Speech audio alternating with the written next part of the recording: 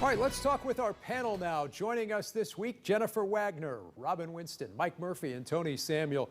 Jennifer, obviously the pandemic continues to be top of mind, both in terms of the impact it's had on the White House and also the rising numbers here in Indiana and elsewhere. Where are we as a state and a nation in this fight against COVID-19 after everything we've seen play out this past week? Well, we're still not in a very good spot, to be honest. We've seen ups and downs since the pandemic started in March. Those ups and downs tend to largely correlate with the amount of social distancing and mask wearing that people are willing to undertake. I don't envy Governor Holcomb and the position he's in. He's got businesses that want to reopen. He's got libertarians who are mad about having to wear masks, but he also has to balance that against the needs of our health and safety in this state. It would not surprise me at all if before Election Day we wind up going back down to stage 4. Tony, I want to get your thoughts on everything we're seeing at the national level. Obviously, everyone is glad to see the president doing better, but also a lot of discussion about the line from the president as he got out of the hospital. Don't be afraid of COVID. I imagine that line comes off very differently for people who've suffered greatly from this virus. Well, people have suffered, and the key with the president and all that he said is he's always said and sincerely means that one death is too many, and we've had too many deaths, and the responsible party here is China. But the president coming out of the hospital, out of Walter Reed after just 72 hours, and showing his face to the American public, showing that he's back at the White House working, even though he worked all weekend. That was really important because this is a president of positivity and optimism. And, you know, we hear a lot about the number of cases. We don't hear about the numbers of those that are recovered. In the U.S., over 5 million people out of the 78 million have recovered. Others are well on their way to the recovery. In Indiana, over 100,000 have recovered out of the 131 that have it, and some of those in between are on their way to the recovery. The other thing that the president did, he highlighted Operation Warp Speed with Regeneron, what he took to an antibody treatment, and also our own Eli Lilly is developing an antibody treatment, and 1 million doses of those are going to be ready. They need FDA approval, but those are the kinds of things, therapeutics as well as the vaccines that are on the way, that the president has highlighted because he wants to show the American public that there is optimism that's needed. Too many businesses are shutting down, too much is shutting down, and we need to reopen America, and that's his message. Yeah, let me move to Robin now. Robin, your reaction, what are your thoughts on the messaging from the White House after everything that's happened these past couple of weeks? Well, Jennifer was right. I don't think it was good. I think it was bad. We've got a lot of people that Tony left out that are part of the White House staff that have all contracted COVID-19, including members of the Joint Chiefs of Staff who are the leaders of our military that have had to be quarantined. We still, in this state, we don't have a daily briefing anymore from the governor. Gone over 1,000 cases a day. And in the effort, the warp speed that Tony mentioned to open up businesses, we also are seeing a warp speed in the number of people that are infected. I think this has got to be rational. I don't think it has to be emotional. And I think when we talk about over 210,000, maybe more, 216,000 Americans who have perished from this, we have a responsibility to listen to those who are the practitioners, the scientists that know what's best. So no, I didn't think it was much of an effort. I think it was a show. The real reality is that we have to address this issue reasonably and rationally. Mike, we also saw what happened this past week in Michigan with a militia group, domestic terrorists really, who were upset about COVID restrictions, indicted for a plot to kidnap and kill that state's governor. Absolutely. I think we are closer to really horrific times than we've been since maybe the 1850s or 1860s. We remember some of those revolutions before the Civil War even.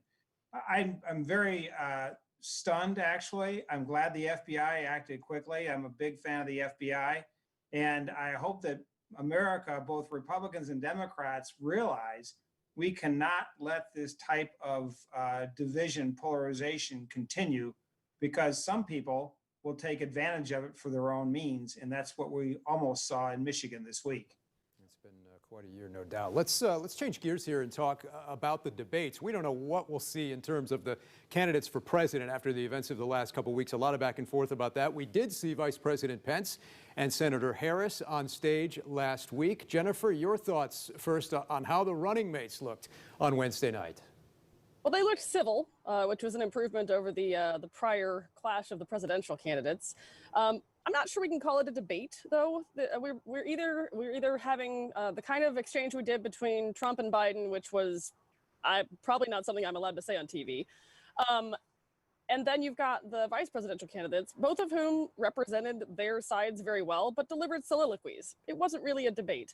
That said, I think Kamala Harris prosecuted the heck out of the Trump administration, and anyone watching her who happens to be my gender, and I cannot speak, my timeline's full of also like Black women who were just like, yeah, no, this is what it feels like to continually be interrupted and, cut off.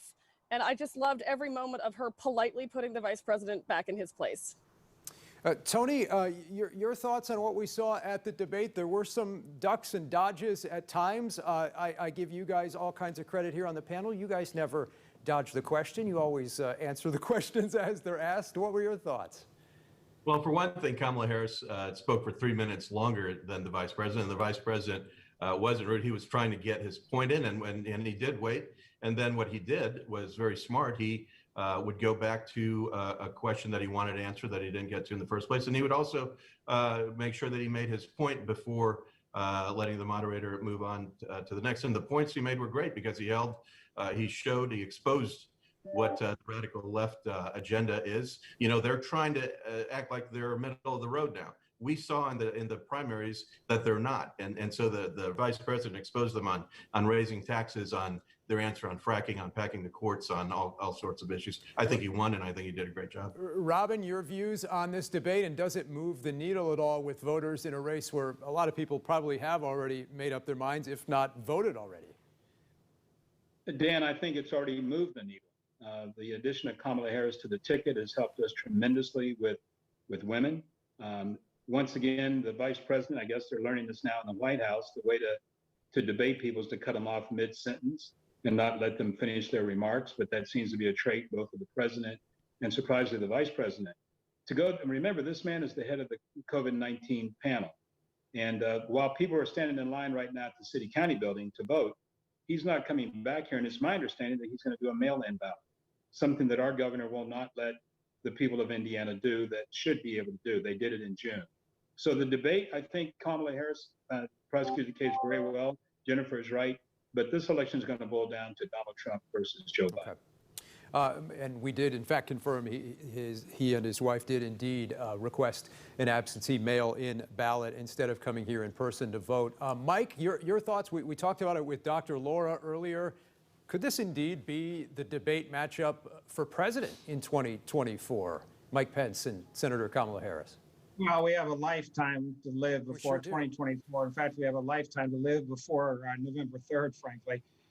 The Republican field, whether Trump wins or not, is going to be jam-packed with quality candidates for 2024. I can think right off the top of my head of 8 or 10, any one of them would be a great president. So I think that to say this is the preview of 2024 is really advancing the ball down the field a little bit too quickly. I thought Pence did a great job. I thought he won the debate. He was great on offense. She was defenseless in some points, particularly when he talked about ISIS. All she could say is what I guess any of us would say is, "I'm so sorry." And I really, on her behalf, though, I don't think she came off as a crazy radical socialist like people want to believe of her in some ways. I thought she came across as somewhat reasonable. I'd still give it to Pence. Okay, Mike, Robin, Tony, Jennifer, thank you all so much. We'll see you back here in a couple minutes for this week's Winners and Losers. Coming up next this Sunday in Focus, Robin mentioned those long lines downtown. We'll take you there to show you the early voting already underway and the large crowds of voters already hitting the polls.